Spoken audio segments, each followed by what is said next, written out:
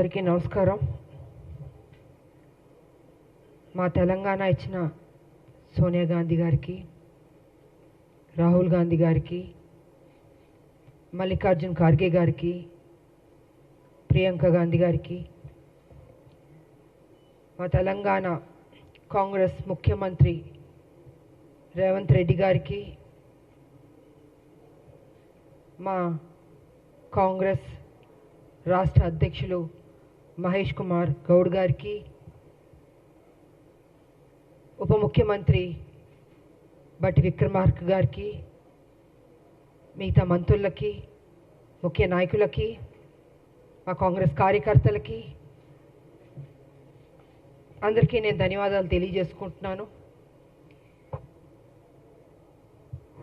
గత ఒక వారం నుంచి ఎవరో నేను కొత్త మనిషిలాగా అసలు ఎలా ఇచ్చారు ఈవిడికి ఒక ఎమ్మెల్సీ అని ఒక వింతగా ప్రశ్నలు వేయడం జరుగుతుంది. అంటే మీడియాలో జరుగుతుంది. అది మీడియా వాళ్ళు వేయడం కాదు, అది ఎవరు అడిగిస్తున్నారో కూడా మాకు తెలుసు. పాపం బీజేపీ టీఆర్ఎస్ వాళ్ళకి ఏం అర్థం కావట్లేదు అనుకుంటాను. ఒక మహిళగా మీ రెండు పార్టీలకు నేను సేవలు అందించాను, మీరు సరైన నిర్ణయం తీసుకోకపోబట్టి మీ పార్టీని విడిచి నేను బయటికి వెళ్ళాను. ప్రజల్ని ఏ రకంగా మోసం చేయాలో ఆ రకంగా మీరు మోసం చేస్తున్నారు. సో ఈ రకంగా నేను బయటకు వచ్చి మనిషి నేను కష్టపడి ఒక మహిళగా కొట్లాడి నిజాయితీగా ఉంటే ఇవాళ ఒక ఎమ్మెల్సీ నాకు ఇచ్చినందుకు ఎందుకో మీకు అంత బాధ నాకు అర్థం కావట్లేదు. అంటే రేపు రాబోయే రోజుల్లో హౌస్లో మీ బండారాలని బయట పెడతానని భయం వేస్తుందా? హార్ట్ అటాక్లు వస్తున్నాయా మీకు నేను అడుగుతున్నాను. కేసీఆర్ గారు మీ పార్టీలో నా పార్టీని విలీనం చేయించుకున్నారు, తల్లి తెలంగాణ పార్టీని. మీరు నా ఎమ్మటి పడ్డారు కానీ నా పార్టీని విలీనం చేయమని నేను మీ పార్టీలోకి వస్తానని నేను అనలేదు. ఈ రకంగా మీరు నా విలీనం చేయించుకొని నా చేత పని చేయించి ఉద్యమాలు అన్నీ చేశాను, కష్టపడ్డాను. కానీ మీరేం చేశారండి? ఒక మహిళని ఏ కాంగ్రెస్ తెలంగాణ ఇస్తాం అని చెప్పడం జరిగిందో అదే రోజు రాత్రి ఏ మాత్రం గ్యాప్ ఇవ్వకుండా, సమయం ఇవ్వకుండా, ఆ ఆనందాన్ని నేను తీసుకోనివ్వకుండా 12ంటికి సస్పెండ్ చేశాడు కేసీఆర్. వాస్తవాలు మాట్లాడుకుందామండి. ఎందుకు వాస్తవాలు కప్పిపుడుచుకుంటారు? విజయశాంతికి సంబంధమే లేదా? తెలంగాణ విజయశాంతి పోరాడలేదా? ఫర్ కైండ్ ఇన్ఫర్మేషన్ 1998 నా రాజకీయ జీవితం మొదలైంది బీజేపీ నుంచి. ఇది అందరికీ తెలిసిన సత్యం. ఒక ఓటు 2 రాష్ట్రాలు అనబట్టే నేను వెళ్ళాను. కానీ వాళ్ళు అది నిలబెట్టుకోలేదు. అందుకే బయటకు వచ్చి తల్లి తెలంగాణ పార్టీ నడిపించాను. నేను ఒక మహిళగా ఆల్మోస్ట్ 4.5 to 5 years నేను ఉద్యమాలు చేశాను. అప్పుడు కేసీఆర్ గారు ఎక్కడున్నారంటే ఆయన టీడీపీలో ఉన్నారు. ఆయన టీడీపీలో ఉండి ఆయనకి మంత్రి పదవి ఇవ్వలేదు కాబట్టి అప్పుడు బయటకు వచ్చి ఆయన ఉద్యమం ఎత్తుకున్నారు. అప్పటికే నేను ఉద్యమం అన్నది స్టార్ట్ చేశాను. ఇది తెలుసుకోవాలండి. కొంచెం వెనక్కి వెళ్ళి, బహుశా అందరికీ తెలుసు కానీ తెలియనట్టు నటిస్తుంటారు. అంటే ఒక బురద జల్లడం కేసీఆర్ ఒక్కడే కాదండి, ఆయన సొత్తు కాదు తెలంగాణ. 1200 మంది చనిపోయారు తెలంగాణలో. ఎంతోమంది త్యాగం చేశారు, ఎంతోమంది కొట్లాడారు. దాంట్లో ఒక ఆడబిడ్డగా నా వంతు నేను కృషి చేశాను. నేను అలాంటిది ఈరోజు ఒక ఎమ్మెల్సీ వచ్చినందుకు ఎలా వచ్చింది, ఎందుకు ఇచ్చారు, ఏం చేశారు, ఆవిడ అక్కడ ఏంటంటే ప్రశ్నలు. తెలంగాణ పార్లమెంట్లో 2 ఎంపీలు వెళ్ళారు కదా, 2 వెళ్ళినప్పుడు కొట్లాడుతున్నప్పుడు కేసీఆర్ ఎందుకు ఎగ్జిట్ అయిపోయాడండి? చివరిదాకా ఉంది. ఆ రోజు మా ఎంపీలు, కాంగ్రెస్ ఎంపీలు అందరూ ఉన్నాం, పెప్పర్ స్ప్రేలు కొట్టారు. నార్త్ ఎంపీలు అందరూ చెత్తగా బాదుతున్నారు మమ్మల్ని ఎంపీని. నేను మీరా కుమార్ గారిని ఇలా పట్టుకుని నిలబడ్డాను. నేను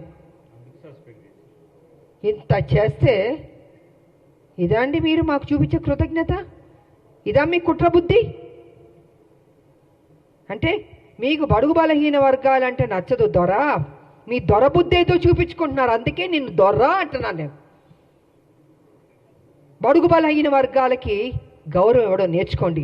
అదే బడుగు బలహీన వర్గాలు బీసీ కానీ ఎస్సీ కానీ ఎస్టీ కానీ మైనార్టీ కానీ లేకపోతే మీరు ఈరోజు ఈ పొజిషన్లో ఎక్కడ ఎలాగుంటారు? మీరు గతంలో ముఖ్యమంత్రి ఎలా అయ్యారండి? మీ దొరలు ఒక్కళ్ళే వేస్తారా? ఇంతమంది ఓటు వేయబట్టి మీరు ముఖ్యమంత్రి అయ్యారు, ఇంతమంది త్యాగం చేయబట్టి మీరు ముఖ్యమంత్రి అయ్యారు. అది గుర్తుపెట్టుకోండి దొరగారు. నిన్న వేయడం కాదు రాములమ్మ మీద, మీలా పిరికి బంధం నేను మాత్రం కాదు. గచ్చున్న మహిళని, త్యాగం చేసిన మహిళని, నా ఆస్తులు అమ్మి పెట్టాను తెలంగాణకి. ప్రతిరోజు మీరు నన్ను అవమానించారు, నాతో పని చేయించారు, నేను ఉద్యమాలు చేశాను. నా పార్టీ, నా తల్లి తెలంగాణ పార్టీ ఉంటే మీరు హింస పెట్టి ఆ రోజు జయశంకర్ గారిని నా దగ్గర పంపించి విలీనం చేయండి అని చెప్పింది మీరు కాదా? నేను విలీనం చేస్తానన్నానా? నేను సరే, ఇద్దరూ తెలంగాణ కోసం కొట్లాడుతున్నప్పుడు వేరువేరుగా వెళ్ళకూడదని ఒక దీంతో పెద్ద మనసుతోటి నా పార్టీని నేను విలీనం చేయడం జరిగింది. అంతేగాని వేరే ఏదో ఆలోచనతో మాత్రం కాదు. ఎందుకు చెప్తున్నానంటే అసలు తెలంగాణకి విజయశాంతికి సంబంధమే లేదన్నట్టు మాట్లాడుతుంటే చాలా అసహ్యంగా కూడా ఉందండి. ఒక ఆడబిడ్డని మెచ్చుకోవడం నేర్చుకోండి. మీకు మెచ్చుకోవడం మనసు రాకపోతే నోరు మూసుకొని కూర్చోండి. అంతేగాని మీ ఇష్టం వచ్చినట్టు ఎందుకు ఇచ్చారంటే ఇచ్చారండి కాంగ్రెస్ ఒక ఎమ్మెల్సీ. ఆ ఎమ్మెల్సీ ఇచ్చినందుకు కూడా మీకు అంత బాధ వేస్తుంది బీజేపీకి, టీఆర్ఎస్ అంటే. మా రాజకీయ నాయకుల శత్రువులారా బంద్ చేయండి. మా ఉద్యమ నాయకులు మేము మిమ్మల్ని వదిలిపెట్టాం. మీరు చేసే మోసాల్ని తెలంగాణలో ఏ రకంగా మళ్ళీ మీరు ఎంటర్ అవ్వాలనుకుంటున్నారో ఇంకో విషయం కూడా నేను చెప్పదలుచుకున్నారు. బీజేపీ ఏం చేయబోతుందంటే నెక్స్ట్ స్టెప్, ఏ తెలంగాణ వ్యతిరేకించిన శక్తులు ఉన్నారో వాళ్ళందరినీ మొత్తం తిప్పబోతున్నారు తెలంగాణలో. మళ్ళీ బ్యాక్ టు స్క్వేర్ వన్ని తెలంగాణ తీసుకురాబోతున్నారంటే వాళ్ళ పెత్తనం ఉండాలి. వ్యతిరేకించిన శక్తుల్ని, తెలంగాణ ఉద్యమం నాయకులు ఉండకూడదు, తెలంగాణ ప్రజలకి ప్రాధాన్యత ఉండకూడదు, మళ్ళీ బాంచన్ని కాలు మొక్కుతాననే పరిస్థితికి బీజేపీ తీసుకురాబోతుంది. ఇది సత్యం, ఇది తెలుసుకోవాలి అందరూ. అందుకే ఎవరు ఉద్యమ నాయకులు ఉన్నారో వాళ్ళందరినీ తొక్కేద్దాం, వాళ్ళ నోటిని బంద్ చేద్దాం. వాళ్ళు కనపడకూడదు, వినపడకూడదు, మాట్లాడకూడదు. ఇదే కదా మాతో చేసింది మీరు. మీ పార్టీలో ఉంటే ఏం గౌరవాలు ఇచ్చారు? ఎందుకు మీ పార్టీలు బయటికి వెళ్ళాల్సి వచ్చింది? వాస్తవాలు ఇదండి. ఆ రోజు మీ బీజేపీలో కొంచెం వెనక్కి వెళ్దామండి. నేను మొన్న బీజేపీలో ఉన్నప్పుడు ఒక విషయం మీరు గుర్తుపెట్టుకోండి. కిరణ్ కుమార్ రెడ్డి గారు తెలంగాణను వ్యతిరేకించి ఆయన అసభ్యకరంగా మాట్లాడి తెలంగాణ ఉద్యమానికి నేను ఒక్క పైసా ఇవ్వను తెలంగాణకి, ఏం పీక్కుంటారో పీక్కోండి అన్నాడు కదా ఆయన. అలాంటి ఆయన్ని, తెలంగాణకు వ్యతిరేక ఉన్న మనిషిని మొన్న బీజేపీలోకి ఎంటర్ అవుతే నాకు నిజంగా ఉండబుద్ధి అవ్వలేదు. ఆ స్టేజ్ మీద నేను వాకౌట్ అయిపోయి వెళ్ళిపోయాను. నేను ఎవరంటే కిషన్ రెడ్డి గారి ఫ్రెండ్ ఆయన. ఆ రోజు నుంచి బీజేపీకి నా మీద ఒక కక్ష. అంటే వాళ్ళ మనుషుల్ని తెలంగాణ వ్యతిరేక శక్తికి వస్తే అక్కడ నేను బయటికి వెళ్ళిపోతున్నానంటే చూపించుకోకూడదు. ఎందుకు చూపించుకోకూడదండి? తెలంగాణని అవమానపరిచి తెలంగాణకి మేలు చేయని కిరణ్ కుమార్ రెడ్డి గారు లాంటి వాళ్ళు మిగతా ఇంకొకళ్ళు ఏమైనా ఉంటే ఎందుకు నేను వచ్చి మీకు ఎస్ బాస్ అని చెప్పాలండి? ఇలాగ అనేక కారణాలు ఉన్నాయండి. ఈ అనేక కారణాల వల్లే ఈరోజు విజయశాంతి మీద, రాములమ్మ మీద ఒక ఎమ్మెల్సీ ఇస్తే అయ్యో ఎందుకు ఇచ్చారు, ఎలా ఇచ్చారంటే పేపర్ వచ్చి ఇచ్చారండి. ఎలా ఇస్తారండి? సోనియా గాంధీ గారు ఇచ్చారు, అద్దంకి దయాకర్ గారికి ఇచ్చారు, నాకు ఇచ్చారు, శంకర్ నాయకర్ గారికి ఇచ్చారు. సో వాట్ అండి? కష్టపడ్డా అనుకుంటాం, కష్టపడ్డాం, ఆస్తులు అమ్మాం, తెలంగాణను కాపాడాం. ప్రతి నిమిషం కాపలా కుక్కలా మేము కాపాడుతామండి. కానీ మీరేం చేస్తున్నారు? 10 సంవత్సరాలు మీరు అధికారంలో ఉండి కేసీఆర్ గారు దోచుకోలేదా తెలంగాణ మొత్తం సొమ్ముని? ఇవాళ మీరు దోచుకోబట్టే కదా ఈ పరిస్థితి వచ్చింది.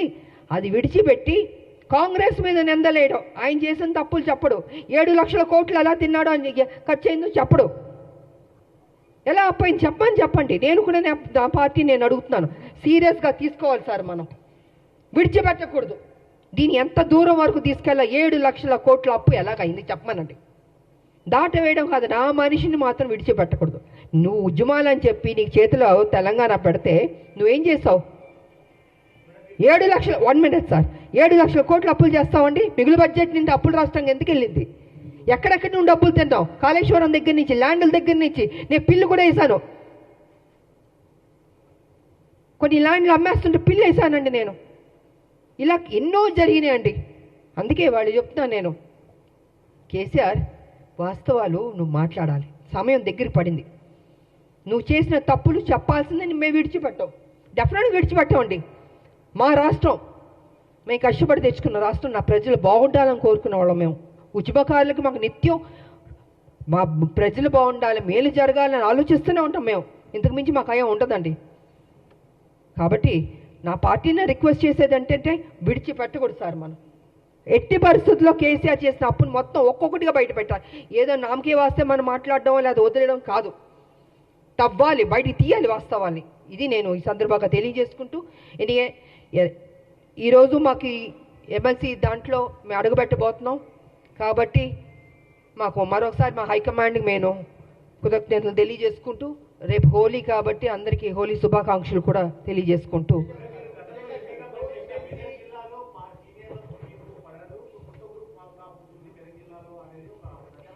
నేను చెప్పనండి, కేసీఆర్ గారు అక్కడ వాళ్ళ ఎంపీలు ఉన్నారు, వాళ్ళ ఎమ్మెల్యేలు కూడా కొంతమంది ఉన్నారు కదండి. ఇలాగే ప్రెస్లో చెప్పించే వాస్తవాల్ని కప్పిపుచ్చి అవాస్తవాల్ని ముందుకు తీసుకొస్తున్నాడండి కేసీఆర్.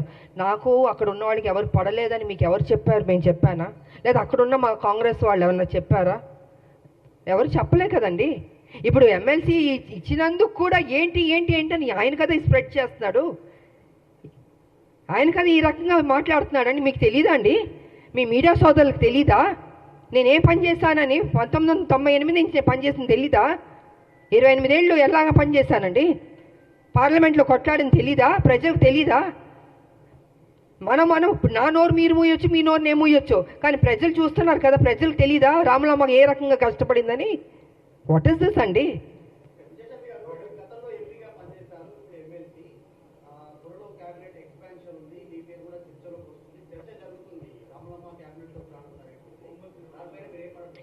సార్ నాకు అది తెలియదండి, నాకు నిజంగా తెలీదు. నాకు హైకమాండ్ ఈ బాధ్యత ఇచ్చింది. మా ముఖ్యమంత్రి గారు కావచ్చు, మహేష్ కుమార్ గౌడ్ గారు కావచ్చు, ఇంతమంది ఎంతో ఆప్యాయతగా నన్ను పార్టీలో ఆహ్వానించారు, నాకు ఈ బాధ్యత ఇచ్చారు. డెఫినెట్గా నేను పనిచేయడం అండి. ఇన్ని సంవత్సరాలు నేను పనిచేస్తూనే ఉన్నాను తెలంగాణకి. ఇది ఒక బాధ్యత, ఇది ఒక నాకు ఉద్యోగం అనుకుంటున్నానండి. వేరే ఇంక నేనేం అనుకోవట్లేదు. ఈ ఉద్యోగానికి ప్రతిపక్షాల నోర్లు ముయించాలి, వాళ్ళు చేసిన తప్పుల్ని ప్రజలకు తెలియజేయాలి, ఏ రకంగా లూటీ చేశారో అది బట్టబయలు చేయాలన్నదే నేను కోరుకుంటున్నాను. అంతకంటే నా మైండ్లో ఏమీ లేదు అసలు. నా మైండ్లో ఏ ఆలోచన లేదు అసలు, ఇది కూడా ఆలోచన లేదు. అన్నీ ఒక్కొక్క బ్రేకింగ్ న్యూస్లో వస్తుంటే నేనే చూస్తూ ఉన్నాను, మీతో పాటు నేను చూస్తున్నాను. నేను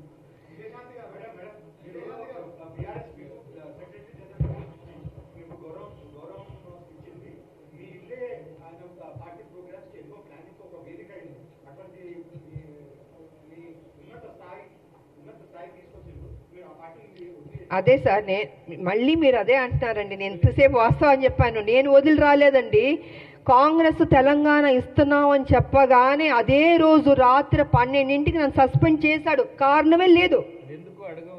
ఆయన అడగండి ఎందుకు చేశారు మీరు? రాములమ్మని కష్టపడింది కదా, బై ఎలక్షన్స్ కష్టపడింది, కొట్లాడింది. నీ పార్టీ డౌన్ అయిపోతుంటే మరి 2009 ముందు తీసుకుని చేర్చుకున్నావు కదా రాములమ్మని. నా సొంత పార్టీ ఉంది అప్పటికి. నువ్వు సభకు రాకపోయినా మీరా కుమార్ గారికి పార్లమెంట్లో నువ్వు లేవు కదా, పారిపోయావు కదా హౌస్ నుంచి. మరి నేను కదండి ఉన్నాను చివరిదాకా బిల్లు పాస్ అయ్యే వరకు. మరి మాట్లాడండి మీరు మీడియా సోదరులు. నన్ను ప్రతిదీ అడుగుతుంటే నేనేం చెప్పనండి? మీకు వాస్తవం తెలుసని నాకు తెలుసు. So please try to ask him అండి. 10వ చెల్లెలు కడుపులో పెట్టుకుంటాను, నెత్తి మీద పెట్టుకుంటాను, తీసి కాళ్ళ మీద కాళ్ళలో పడేశాడు.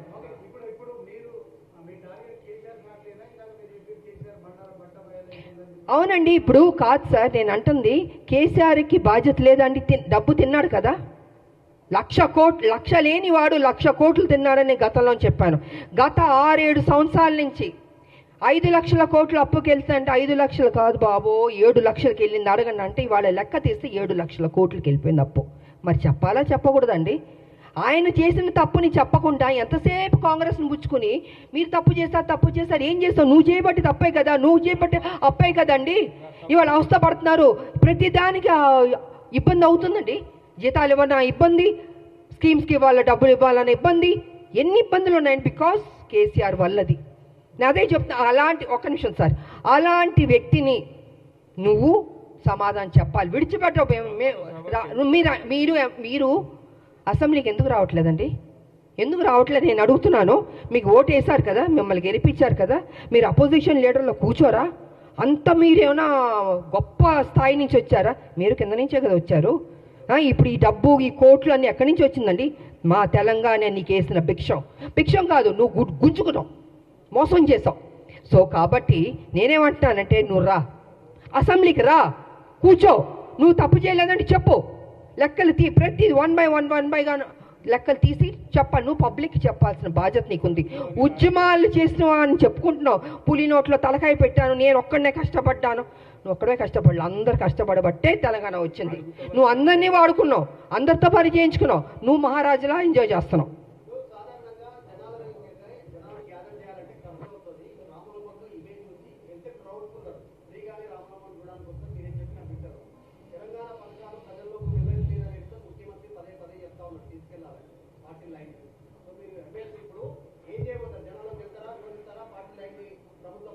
ఏమండి కాదండి, ఇన్ని సంవత్సరాల నుంచి మేము ప్రజల్లోనే ఉన్నామండి. కేసీఆర్ లాగా ఏసీ రూమ్లో పడుకోలేదు, కింద నుంచే మేము వచ్చాం, అరెస్టులు అయ్యాం, జైల్లో కూర్చున్నాం, ఆస్తులు అమ్మాం. ఆయనలాగా డబ్బు తిన్నింది కాదండి మేము. మా డబ్బు మేము కష్టపడి సంపాదించిన డబ్బు పెట్టామండి. నేను నా ప్రజలు అనుకున్నాను.